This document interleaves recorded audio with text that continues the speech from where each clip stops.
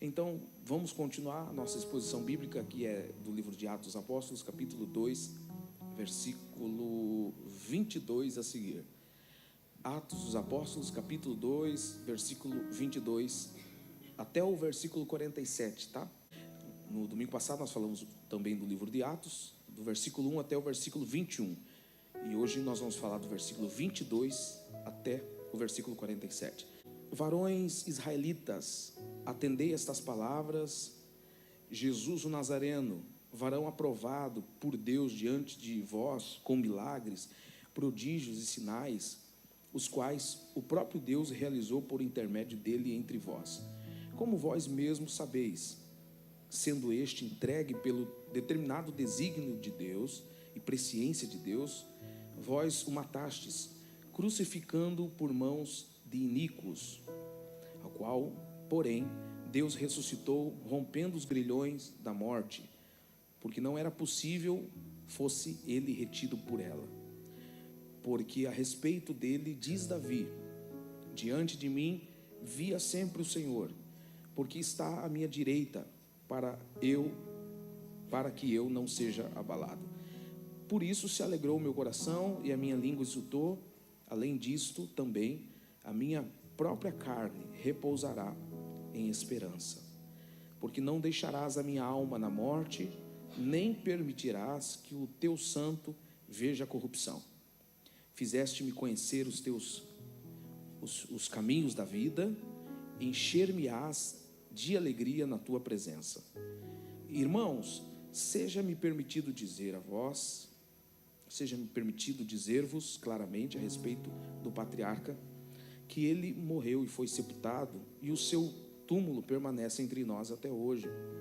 Sendo, pois, o profeta, sabendo que Deus lhe havia jurado que um dos seus descendentes se assentaria no trono, prevendo isto, referiu-se à ressurreição de Cristo, que nem foi deixado na morte, nem o seu corpo experimentou corrupção.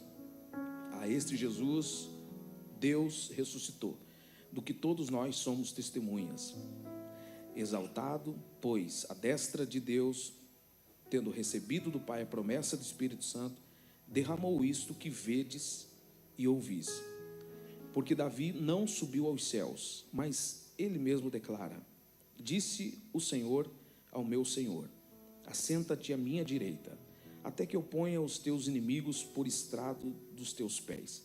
Esteja absolutamente certa, pois, toda a casa de Israel, de que a este Jesus que vós crucificastes, Deus o fez Senhor e Cristo. Então nós estamos aqui no final do capítulo 2, como todos nós temos acompanhado.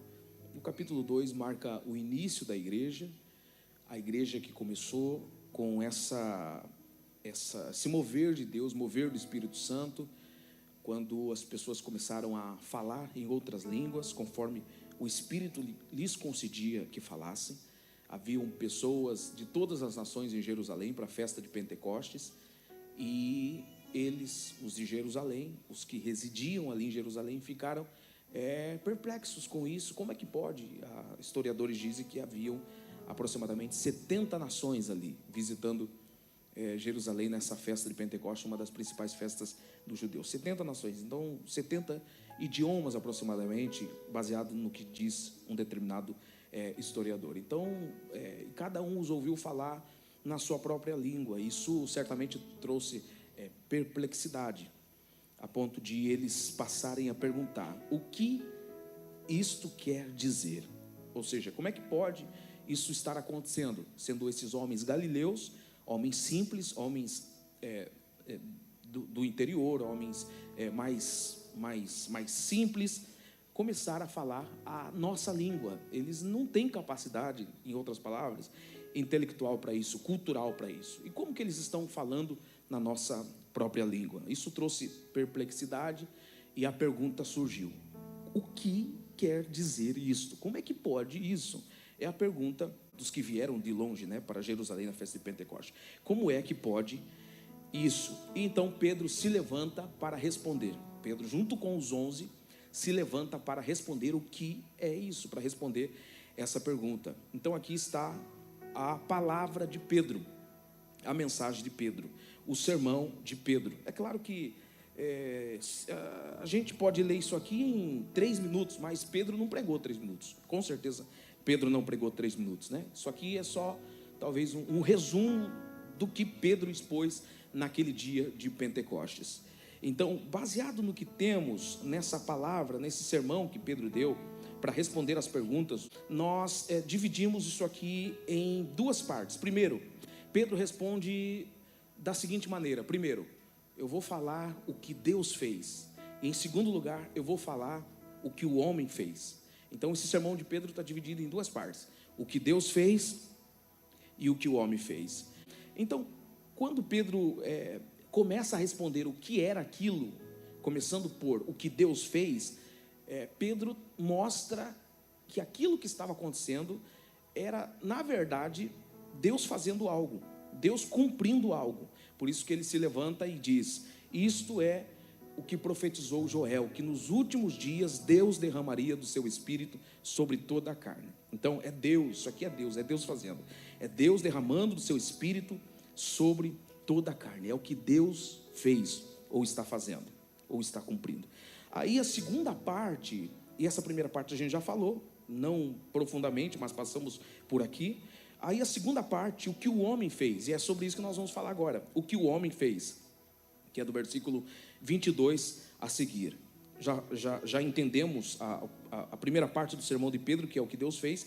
Agora a segunda parte do sermão de Pedro, o que o homem fez. Vamos ler então os versículos que se seguem a partir do 22. Então Pedro continua dizendo acerca do que o homem fez: vocês, varões israelitas, atendei a essas palavras. Jesus o Nazareno, varão aprovado por Deus diante de vós, com milagres, prodígios, sinais, os quais o próprio Deus realizou por intermédio dele entre vós, como vós mesmos sabeis, sendo este entregue pelo determinado desígnio e presciência de Deus.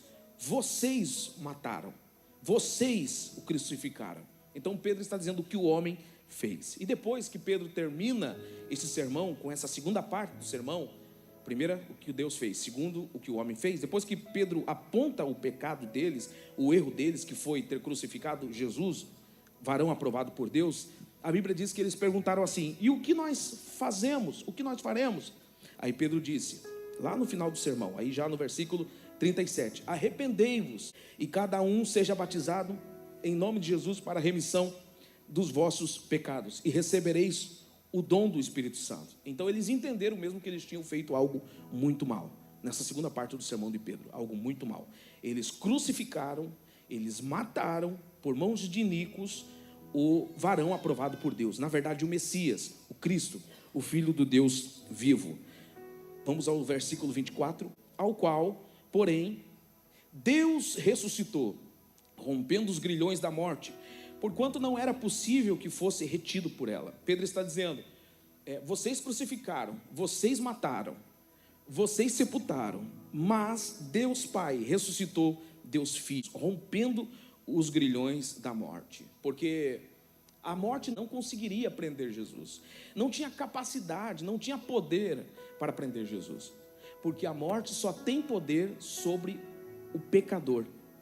A morte só prende nos seus grilhões quem peca, porque o salário do pecado é toda alma que pecar então a morte é o resultado de uma vida que pecou, de uma vida que transgrediu a lei de Deus. Não estou falando de grandes transgressões, estou falando de pequenas transgressões mesmo, como foi no jardim do Éden, Adão e Eva. Adão não adulteraram, não roubaram, não mataram, simplesmente desobedeceram. Pronto, desobedeceu, caiu no pecado e é digno de morte, porque Deus é justo, santo, santo, santo. Então a morte só tem poder contra os que pecam, e Jesus não pecou, então Jesus não poderia ser retido pela morte. A morte nunca mataria Jesus, nunca levaria Jesus, nunca prenderia Jesus.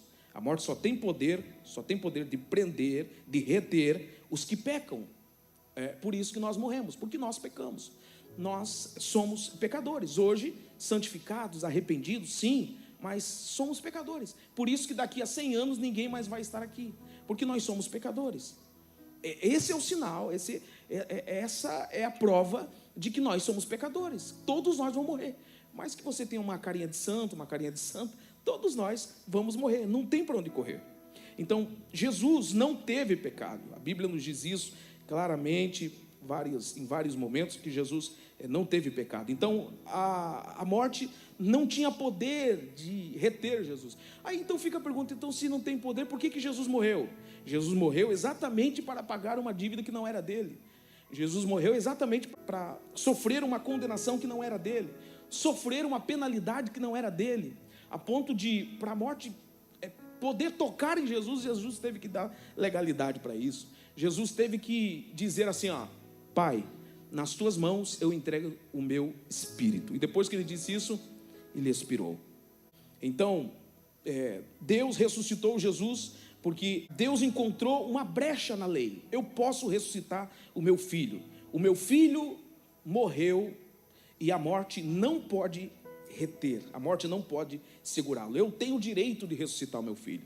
Então, Deus Pai ressuscitou Deus Filho, livrando das garras da morte. Versículo 25 diz assim: porque a respeito dele, falando de Jesus, a respeito dele, diz Davi: diante de mim via sempre o Senhor, porque está à minha direita, para que eu não seja abalado. É claro que, conforme disse Pedro, esse versículo que Pedro cita, que na verdade é uma citação de Davi, começou a ser falado a respeito do próprio Davi. O próprio Davi, ele estava falando isso, que Deus estava à direita dele e ele não era abalado. Muitas guerras Davi enfrentou, muitas pelejas. Isso me constrange assim, que susto. Poxa, até suei agora, meu Deus. Espera aí, depois deixa enxugar, tá um calor lascado. Eu quero ficar bonito, eu quero vir assim, né, elegante, mas eu não aguento, irmãos, é muito calor. Liga esse ar-condicionado aqui no mais. Tá bom, vamos lá. Olha só, Davi está dizendo: diante de mim via sempre o Senhor, porque está sempre à minha direita. Davi enfrentou muitas guerras, muitas pelejas, e ele só venceu todas aquelas pelejas porque o Senhor estava à sua direita, e ele não foi abalado porque o Senhor estava à sua direita. Desde quando ele estava no pasto, cuidando das ovelhas, o Senhor estava à sua direita. Quando se levantou o urso, o Senhor estava à sua direita. Quando se levantou o leão, o Senhor estava à sua direita. Quando ele se levantou para enfrentar o gigante Golias, Deus estava à sua direita. Quando ele enfrentou os exércitos inimigos, Deus estava à sua direita. Essa é uma declaração de Davi.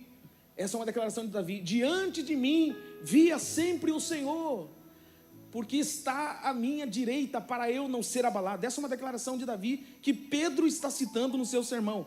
Mas o interessante aqui é que Davi não está falando só dele. Davi nem está falando principalmente dele, por mais que pareça óbvio. Não, Davi está falando de Cristo, e Pedro está falando isso na primeira frase, porque a respeito dele, diz Davi, ou seja, a respeito de Cristo, diz Davi. Davi estava falando dele? Tá, mas principalmente ele estava falando de Cristo, porque Davi não era só rei, Davi não era só salmista, Davi era profeta. E com esse salmo que Pedro cita, que na verdade é o salmo de número 16, verso 8, com esse salmo, Davi está profetizando, porque exatamente como Deus esteve à direita de Davi, lhe ajudando nas suas pelejas, para ele não ser abalado em suas guerras, nas pequenas como nas grandes guerras, Cristo também, no seu tempo de humilhação, Cristo também teve Deus Pai à sua direita. Cristo, no seu tempo de humilhação, teve Deus Pai lhe auxiliando, desde o seu nascimento, por todo o seu ministério. A gente vai ver Deus Pai dando suporte, dando provisão, dando direção para Jesus. A gente vai ver isso. João capítulo 5, versículo 19, Jesus disse: o filho nada pode fazer de si mesmo, senão somente aquilo que vir fazer o Pai. A gente vê aqui em Mateus capítulo 4, versículo 11, que depois que Jesus saiu do deserto, depois de ser tentado pelo diabo, a Bíblia diz que os anjos vieram e lhe serviram. O que é isso? É Deus à direita de Deus Filho.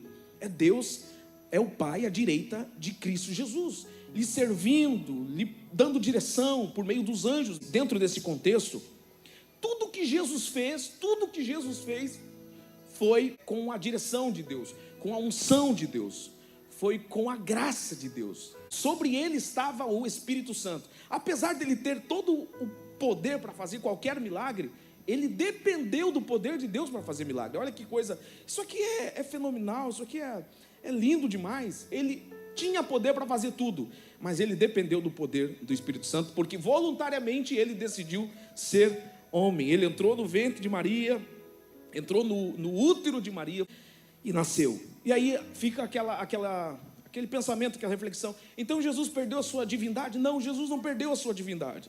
Ele simplesmente abriu mão voluntariamente. Por isso que a Bíblia diz, Paulo aos Filipenses, capítulo 2, versículo 5 ou 6, diz que sendo Deus, não teve por usurpação ser igual a Deus, mas aniquilou-se a si mesmo, tomando forma de servo, tornou-se, ele fez isso, tornou-se semelhante aos homens, e achado na forma de homem, humilhou-se a si mesmo, sendo obediente até a morte, e morte de cruz. Então, o próprio Jesus fez isso voluntariamente. Sabe o que é? Imagine, deve ter sido muito mais tentador para Jesus do que qualquer tentação nossa.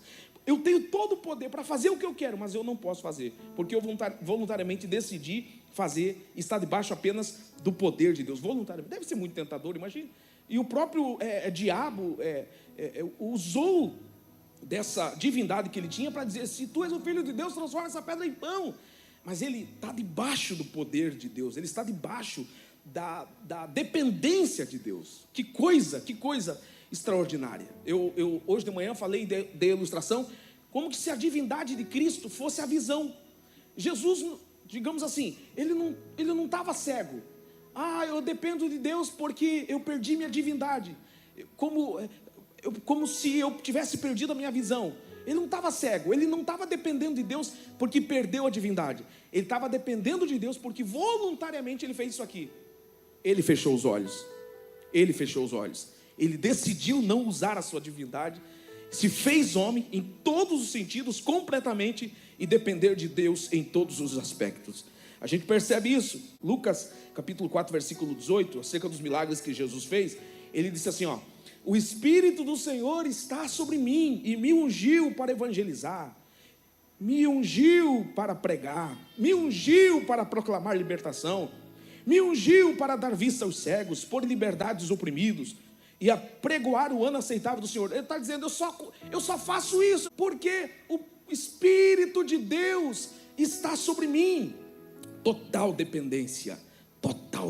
Alguém que tinha tudo decidiu ser completamente dependente. Até para Jesus ressuscitar, não foi ele que estava lá no túmulo e disse assim: eu vou ressuscitar. Não, Deus Pai ressuscitou Jesus. Total dependência. Atos capítulo 2, o próprio capítulo 2, versículo 24 está escrito isso: o qual Deus ressuscitou Jesus de Nazaré. Então o que o versículo 25 que está aqui está falando de Davi? Tá, Deus está à minha direita para que eu não seja abalado, mas está falando também de Jesus. Toda a vida, todos os 33 anos de Jesus, Deus Pai esteve à sua direita, dando graça, dando o seu Espírito, enfim, para que Jesus exercesse o ministério. Então, Pedro, nessa sua palavra, ele está citando uma profecia de Davi. Pode, no presente momento, não parecer profecia, mas vamos seguir. Nós veremos que sim, é uma profecia. Versículo 26, vamos seguir. Versículo 26. Por isso se alegrou o meu coração e a minha língua exultou. Além disto, também a minha própria carne repousará em esperança. Então, outra citação aqui do Antigo Testamento, que é o Salmos 16, verso 9. Pedro cita uma citação de Davi, Salmos 16, verso 9. Quando Davi disse assim: eu me alegro, a minha língua exulta, porque eu vou morrer, a minha carne vai repousar, mas vai repousar em esperança. De alguma forma, Davi já sabia que iria morrer, mas iria ressuscitar. Eu não sei de que forma, mas de alguma forma ele já sabia que ele iria morrer, mas ele iria ressuscitar. Por isso ele iria repousar em esperança. Que coisa maravilhosa. Assim como todos, a mesma fé que Davi tinha, nós também temos. Sabemos que vamos morrer, mas vamos ressuscitar, porque nos foi garantido vida eterna, apesar de termos que passar pela morte. Então Davi está dizendo, a princípio são palavras de Davi: eu vou repousar em esperança. Só que isso não se aplica só a Davi também, se aplica também a Cristo, porque Cristo também se alegrou em Deus Pai e exultou, e além disso, a sua própria carne repousou em esperança. Só que no caso, essa esperança veio mais rápido, né? Porque foram só 3 dias na sepultura. Só 3 dias na sepultura. Ao 3º dia, Jesus ressuscitou. Então ele morreu, ele pagou a pena que não era sua, pagou a dívida espiritual que não era sua. Ele morreu, ele se entregou, mas ele sabia que o Pai tinha direito de ressuscitar ele. Ele tinha certeza que o Pai iria fazer isso. Por isso que ele morreu em esperança, repousou em esperança, foi crucificado em esperança, foi sepultado em esperança. De fato aconteceu. 3 dias depois, Jesus ressuscitou. Deus Pai ressuscitou Jesus de Nazaré. Versículo 27, o que diz? Porque não deixará a minha alma na morte, nem permitirás que o teu santo veja a corrupção. Esse aqui é o Salmos também de Davi. Salmos 16, agora o verso 10. Então Pedro está citando a palavra de Davi, lá do Salmos 16. Falei do verso 8, falei do verso 9, agora eu estou falando do verso 10. Nesse versículo 27 de Atos 2. Então olha só, vamos tentar encontrar Davi aqui? Vamos tentar, versículo 27. Porque não deixarás a minha alma na morte, nem permitas que o teu santo veja a corrupção. Opa, aqui a gente já não encontra mais Davi. Aqui a gente só encontra Cristo, não é?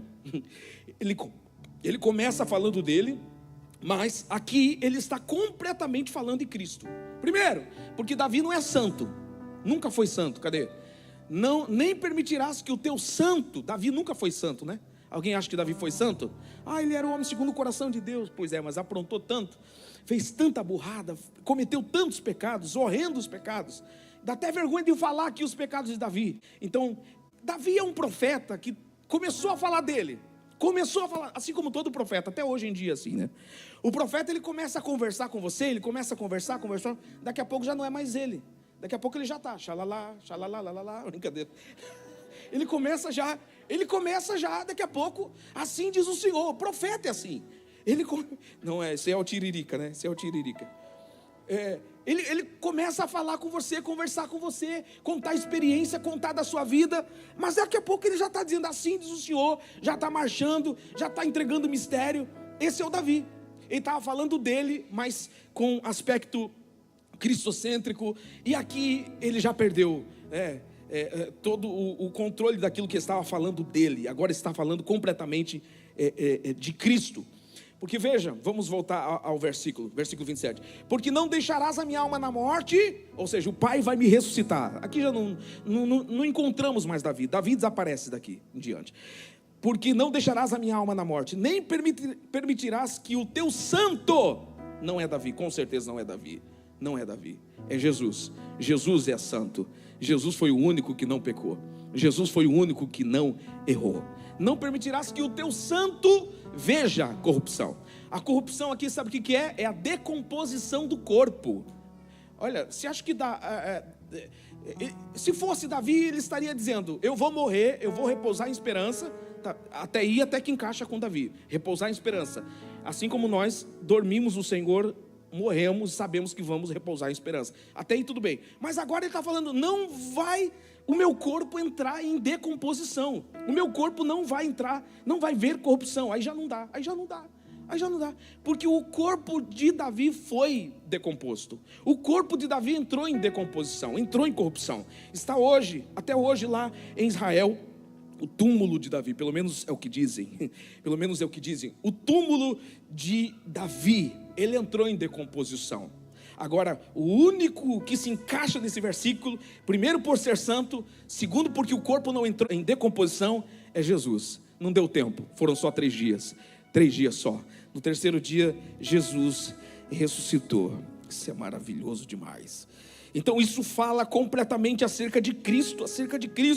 O corpo de Jesus não experimentou corrupção, não experimentou decomposição. Versículo 28, e a profecia continua, que é a profecia do Salmos 16, agora no verso 11 do Salmos de número 16, versículo 28 aqui de Atos 2, fizeste-me conhecer os caminhos da vida.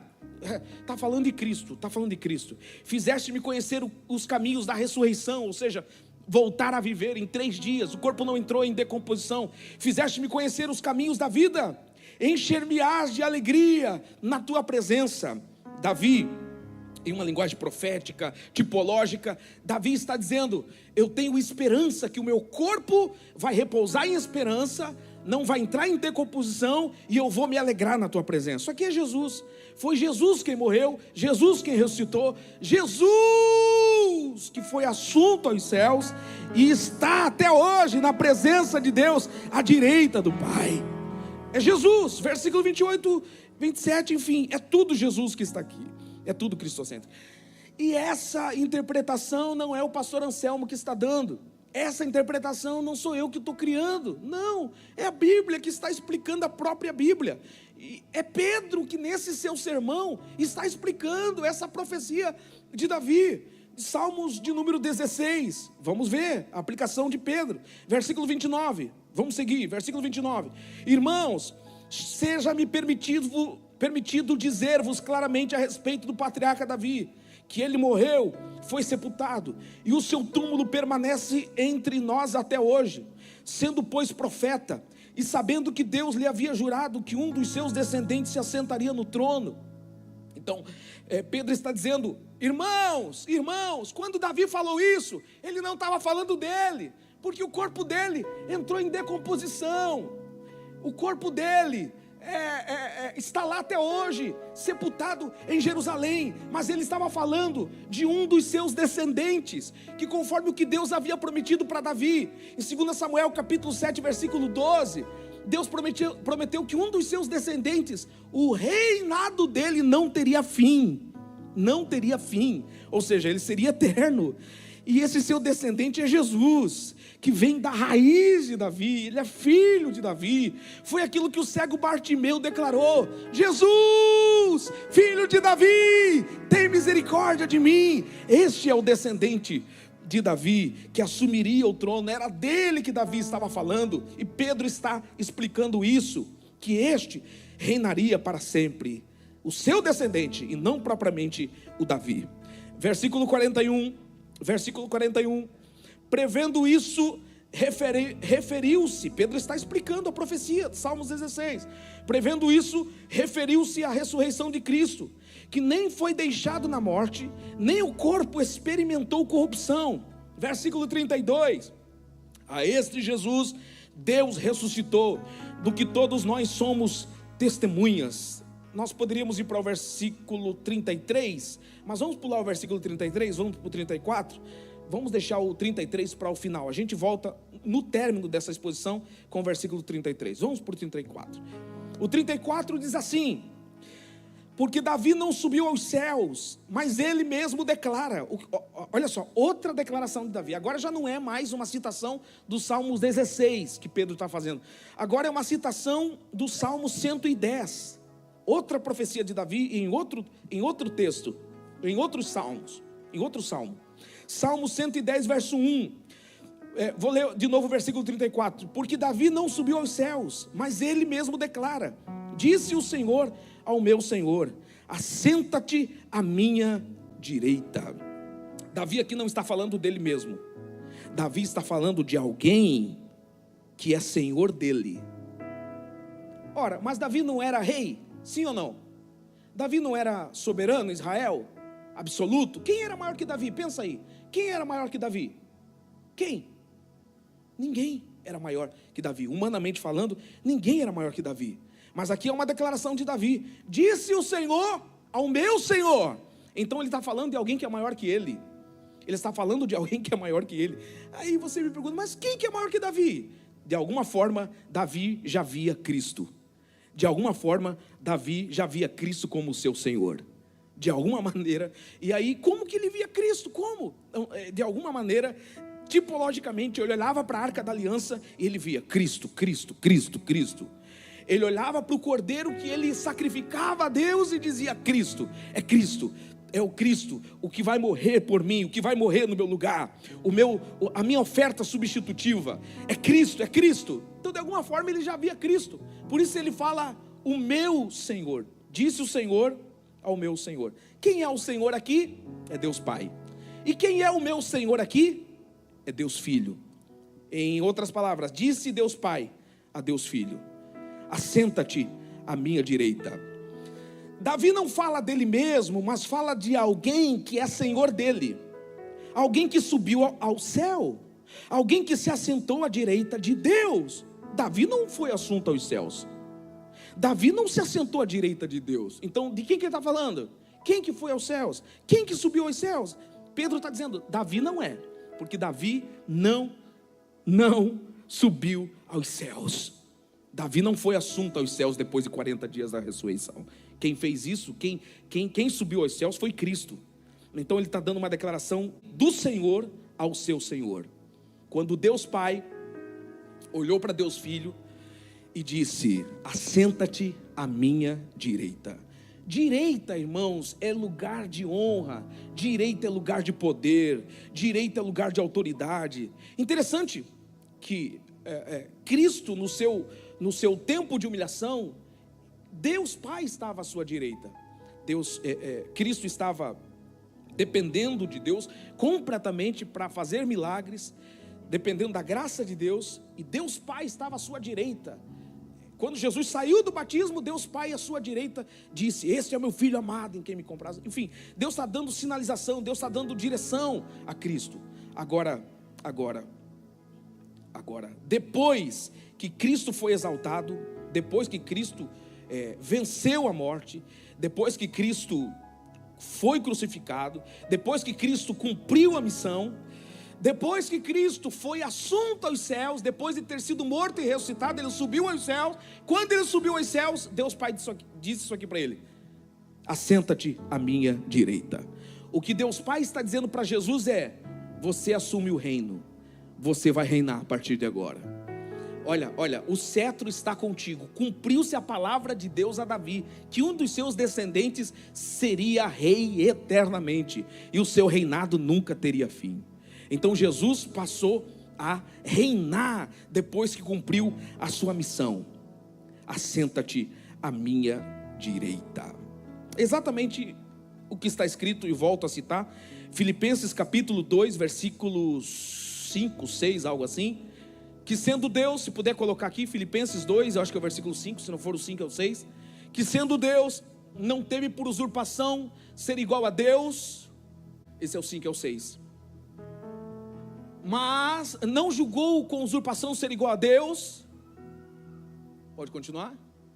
Antes a si mesmo se esvaziou, assumindo a forma de servo, tornando-se semelhante aos homens, e reconhecido na forma em figura humana, a si mesmo se humilhou, tornando-se obediente até a morte, e morte de cruz. E o versículo 9: pelo que Deus o exaltou soberanamente, e lhe deu um nome que está acima de todo nome, para que ao nome de Jesus se dobre todo o joelho, nos céus, na terra e debaixo da terra.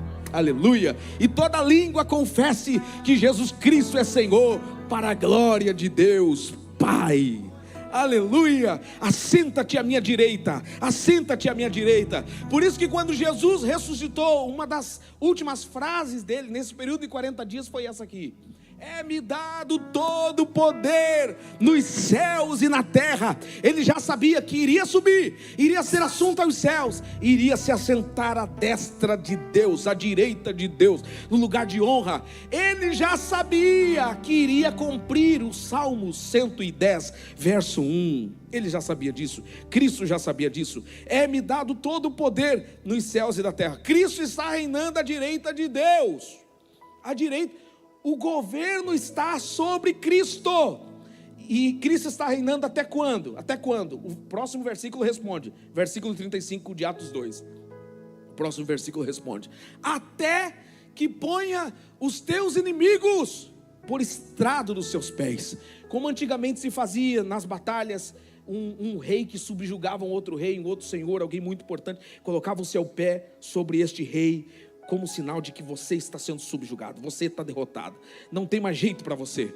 Então Cristo está reinando no seu trono, e Ele vai subjugar todos os seus inimigos. Aleluia! E quais são os inimigos de Jesus, que Ele está reinando e progressivamente Ele está subjugando? Quais são os inimigos de Jesus? Ele vai subjugar, erradicar de maneira completa, plena, o pecado, Satanás e a morte. Aleluia. O pecado, mas pastor, ele já não venceu o pecado na cruz do Calvário? Ele já não venceu Satanás na cruz do Calvário? Ele já não venceu a morte na cruz do Calvário? Na cruz do Calvário, Jesus pagou a dívida do pecado. A dívida. De modo que hoje você é justificado diante de Deus. Deus não te considera mais culpado. Ele pagou a dívida, mas o pecado está aí. Quem quer ser perdoado por essa dívida que já foi paga, por isso que precisa vir aqui e dizer: Senhor, eu te aceito como meu único e suficiente Salvador. Quando você vem à frente e diz isso, você está dizendo: eu aceito a dívida que o Senhor pagou. Agora, se você não aceita, não tem como a dívida ser paga no seu lugar. Você tem que confessar com os seus lábios: Senhor, eu aceito que a dívida foi paga. Aí sim vale para você, senão não vale. Então, no Calvário, Cristo pagou a dívida, mas o pecado ainda existe. Ainda está destruindo as famílias, as pessoas, levando as pessoas para o inferno, está destruindo as pessoas, levando elas para o alcoolismo, para o tabaco, para as drogas. E Satanás, na cruz, eu pensei que Jesus tinha destruído Satanás. Na cruz, Jesus apenas condenou Satanás. Condenou. A cruz foi o tribunal de Deus, tribunal espiritual. Na cruz, Deus condenou, por meio de Cristo, condenou Satanás. Condenou Satanás. Satanás está condenado já, não tem mais chance para ele. Mas que Satanás existe, ainda existe. Que Satanás ainda derruba, ainda derruba. Que Satanás ainda destrói, ainda destrói. Que Satanás ainda rouba e está fazendo arruaça na vida das pessoas, ainda faz. E a morte? A morte é um efeito do pecado. E na cruz, Jesus também não erradicou completamente a morte, mas simplesmente desfez até então o poder dela, porque as pessoas ainda continuam morrendo. As pessoas ainda continuam morrendo. Daqui a 100 anos, se Jesus não voltar, as pessoas, ninguém vai estar aqui, nenhum de vocês estarão aqui. Então, a morte, ela foi tirado o seu efeito. Como que foi tirado o efeito da morte? 3 dias depois, Jesus ressuscitou, ou seja, a morte já não tem mais efeito. E Jesus é a primícia dos que ressuscitaram. Ele foi o primeiro que ressuscitou, e depois todos nós ressuscitaremos. É a grande colheita, todos nós ressuscitaremos na sequência. Então o efeito da morte Cristo tirou. Então Cristo sendo as primícias da ressurreição, Cristo está dizendo, lembram da palavra de domingo passado? Então ele foi um molho levantado, ou seja, eu ressuscitei, isso aqui é só uma primícia. A grande ressurreição ainda vai vir, a grande ressurreição ainda vai chegar. Se eu estou ressuscitando, vocês podem ter garantia que vocês também ressuscitarão. O efeito da morte foi quebrado, mas na verdade Cristo está reinando. Olha só, Cristo está reinando, progressivamente Cristo está reinando. E vai chegar um momento que o pecado realmente não vai ter absolutamente nenhum poder. Vai chegar um momento que Satanás não vai ter nenhum poder. Satanás, aí já é lá no final do Apocalipse, lá no capítulo 20 de Apocalipse, a Bíblia diz que Satanás vai ser lançado no lago de fogo, e depois a morte também. Aí sim, ele está reinando, vai completar o seu reino, e depois que ele terminar de fazer tudo isso, vencer o pecado completamente, vencer a morte completamente, vencer Satanás completamente, aí ele vai fazer o seguinte, ele vai entregar o reino ao seu Pai. Como quem diz assim: completei a missão, Pai. Completei a missão que o Senhor me deu, Pai. Aleluia. É o plano da redenção. Antes do homem ser criado, na verdade antes do homem cair, antes do homem tropeçar, Deus já tinha estendido a mão para resgatar, para redimir o homem. Ele vai completar tudo isso, reinando sobre os seus inimigos, colocando-os por estrado dos seus pés. Vamos ler um versículo para respaldar tudo que eu estou falando, e eu quero pedir para que o Anderson coloque aí, 1 Coríntios capítulo 15, versículo 24, vou ler até o versículo 28, tá? Do 24 ao 28, 1 Coríntios 15, vamos ler. E então virá o fim, quando ele entregar o reino a Deus e Pai. Ele vai entregar o reino a Deus e Pai. Ele está reinando sobre o pecado, sobre a morte, sobre Satanás. Quando ele derrotar todos os seus inimigos, colocar por estrada os seus pés, ele vai entregar o seu reino a Deus e Pai. E olha só, quando houver destruído todo o principado, bem como toda a potestade e poder, porque convém que ele reine, até que haja posto todos os inimigos debaixo dos seus pés. O último inimigo a ser destruído é a morte. Só vai ser destruído lá em Apocalipse 20, porque todas as coisas sujeitou debaixo dos seus pés.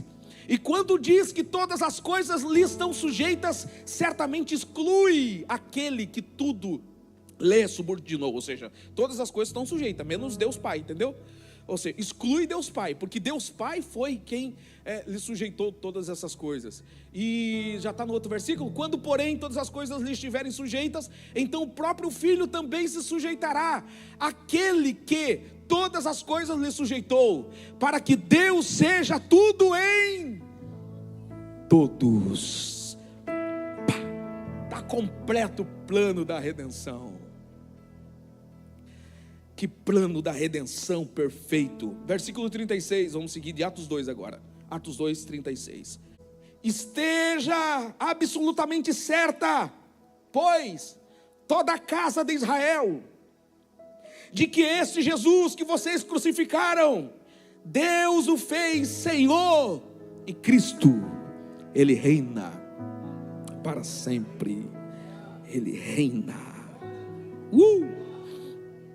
Agora o versículo que eu pulei, vou precisar dele agora. Versículo que eu pulei, que é o 33. Vamos ler o versículo 33 de Atos 2.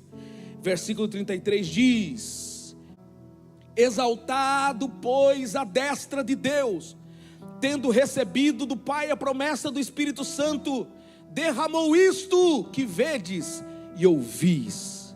Vocês lembram que eu falei? Jesus no tempo da humilhação, quando ele se fez homem, quando ele sujou os pés, quando ele sentiu sede, quando ele sentiu fome, quando ele sentiu frio, calor, quando ele suou, quando ele sentiu dor, no tempo da humilhação, quem que estava à sua direita? Deus Pai. Agora no tempo da exaltação, exaltado pois à destra de Deus, exaltado pois à direita.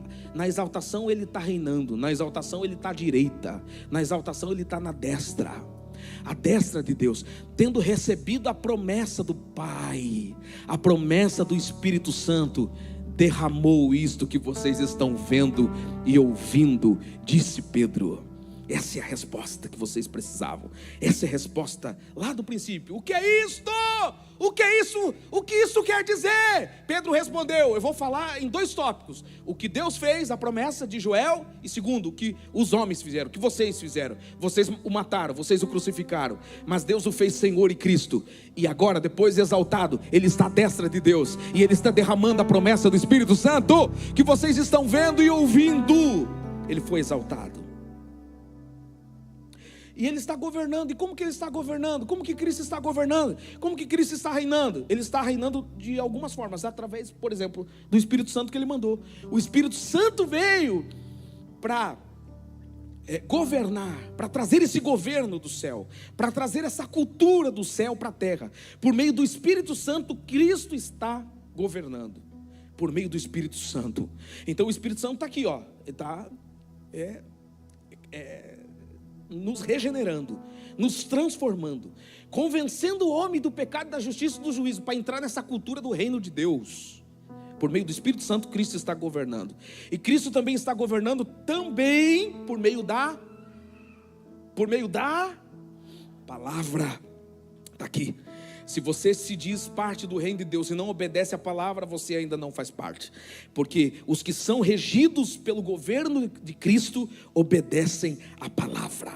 A palavra revela a verdade, a palavra estabelece padrão de vida, a palavra julga as intenções, e a palavra A direção desse reino de Deus é a palavra. A legislação do reino de Deus é a palavra. Deixa eu perguntar, quantos são amantes da palavra essa noite aqui? Quantos amam a palavra?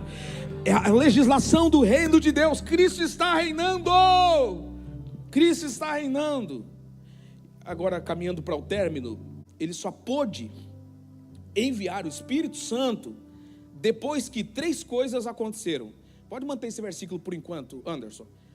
Ele só pôde enviar o Espírito Santo depois que 3 coisas aconteceram. Caminha para o término agora. Primeira coisa, ele só pôde enviar. Vocês lembram quando Jesus disse assim, ó: se eu não for, o Consolador não vem, não desce. Não desce. Não desce, mas desceu. Se eu não for, o Consolador não desce, como diz o irmão Edmilson. Não vem. Então, o Consolador só desceu, só veio, porque 3 coisas aconteceram. Ele só pôde enviar o Espírito Santo depois que, primeiro, ele se apresentou ao Pai. Ele apresentou ao Pai a missão concluída. Ele chegou lá diante do Pai e disse: Pai, a missão que o Senhor me deu, sabe aquele plano que a gente fez para resgatar o homem? Lá, antes do homem ser criado, está aqui, o plano está perfeito, o plano está concluído. Agora o Senhor pode mandar o seu Espírito na terra. Mas por que, meu filho, que eu posso mandar o Espírito na terra? Sabe por quê? Eles não podiam receber o Espírito Santo antes. Eles não podiam.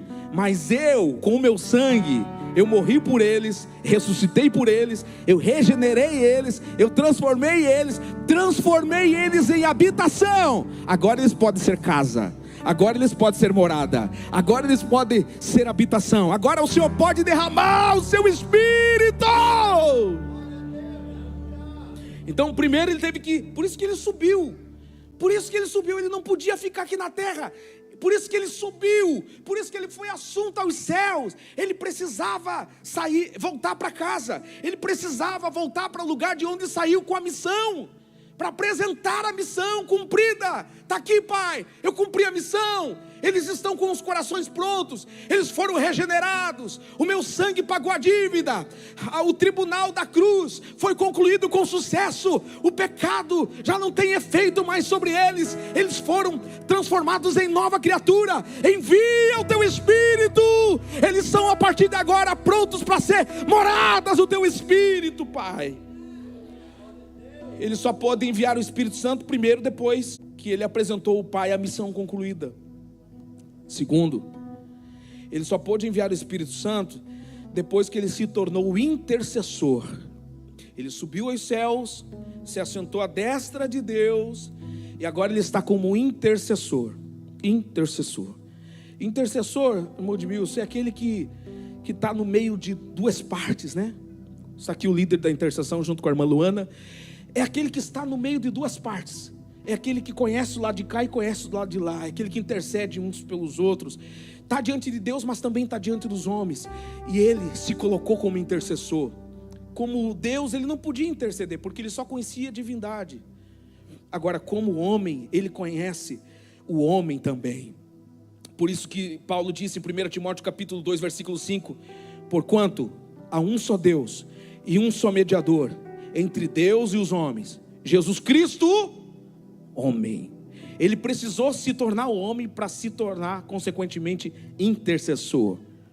Então ele, como intercessor, ele intercede dizendo: manda o Espírito, manda o Espírito, manda o Espírito sobre eles. Eu estou intercedendo por eles, eles precisam do Espírito. Eles não vão conseguir cumprir a sua lei sem o teu Espírito. Manda o teu Espírito sobre eles. Em terceiro lugar, ele só pôde enviar o Espírito, primeiro, depois que apresentou a missão concluída. Segundo, depois que se tornou intercessor. Aqui está a pessoa divina e a pessoa humana. Corpo glorificado, mas não deixa de ser um corpo humano. Terceiro, ele só pôde enviar o Espírito depois que ele foi exaltado. Depois que ele foi exaltado. Quando ele estava humilhado, ele não podia enviar o Espírito. No tempo de humilhação, ali ele estava cumprindo o propósito, mas ele não podia enviar o Espírito. Ele só pôde enviar o Espírito quando ele foi exaltado. Por isso que a Bíblia diz: pelo que Deus o exaltou soberanamente soberanamente ele foi exaltado. Agora, para vocês entenderem isso, vocês lembram de José? José é governador do Egito, vocês lembram ou não lembram? José é governador do Egito, ok. Foi humilhado tal como Jesus, foi jogado no calabouço, foi vendido pelos seus irmãos, não é? Arrancaram a sua túnica de várias cores. Aí, ele foi humilhado, mas chegou um tempo que Deus exaltou a José. E quando Deus exaltou a José, ele se assentou à direita de Faraó, é ou não é? Se assentou à direita de Faraó. Quando ele se assentou à direita de Faraó, o que foi que ele fez? Depois que os seus irmãos vieram para o Egito e o reconheceram, ele perguntou pelo seu pai Jacó. O que foi que ele fez? Ele mandou os seus irmãos, ele enviou os seus irmãos para a sua terra natal, lá para a casa de Jacó, para a casa do velho Jacó, o seu pai. E José só conseguiu fazer isso exatamente porque foi exaltado. Agora eu pergunto para vocês, se José estivesse no calabouço, ele conseguiria enviar seus irmãos com recurso? Se José estivesse lá na cisterna, ele conseguiria enviar os seus irmãos com recurso? Se José fosse prisioneiro de Potifar, ele conseguiria enviar os seus irmãos com recurso? É a mesma situação Cristo. Cristo só pôde enviar o Espírito Santo, o mensageiro, porque foi exaltado. Ele precisou estar à destra de Deus para poder enviar o seu Espírito Santo. José tem tudo a ver com Jesus, tem tudo a ver com Jesus. Os irmãos de José que levaram os recursos para o velho Jacó, que a terra estava por 7 anos de escassez, tem tudo a ver, os irmãos de José tem tudo a ver com o Espírito Santo. Eu tenho certeza que uma das primeiras frases que os irmãos de José falaram ao velho Jacó foi: papai, temos uma boa notícia. Qual é a boa notícia? José está vivo. Amém? José está vivo. Eu sei que vocês não deram glória a Deus que José está vivo, porque isso não interessa mesmo. Mas agora deixa eu traduzir a história para você. Exatamente isso que aconteceu. Jesus foi exaltado por Deus Pai. Assim como José estava à destra de Faraó, Jesus está à destra de Deus Pai, enviou o Espírito Santo, exatamente com essa notícia: Jesus está vivo.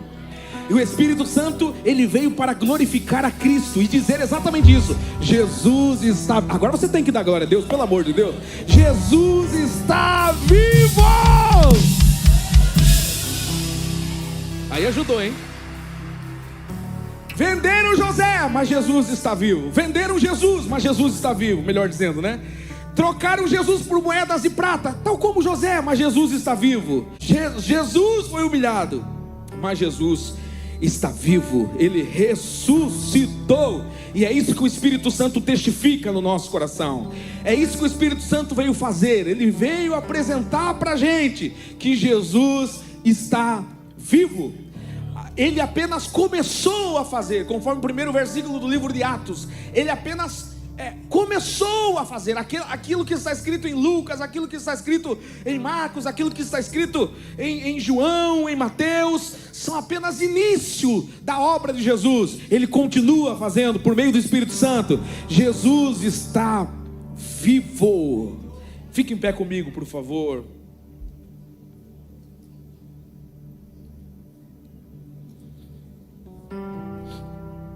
E os irmãos de José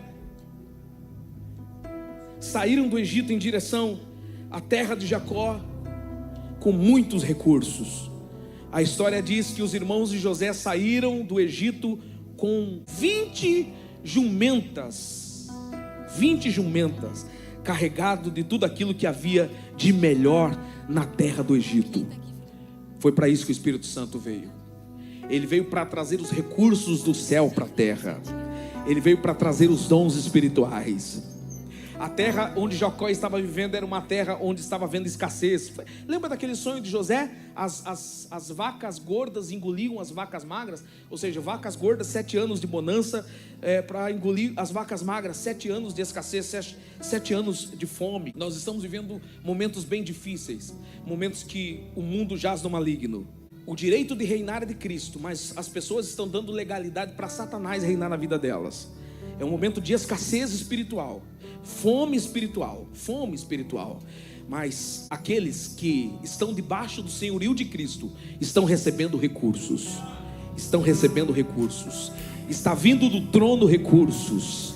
para essas pessoas sobreviverem nesses dias. Aleluia. Está vindo recurso de Deus. Sim, nós não ficaremos sem recursos.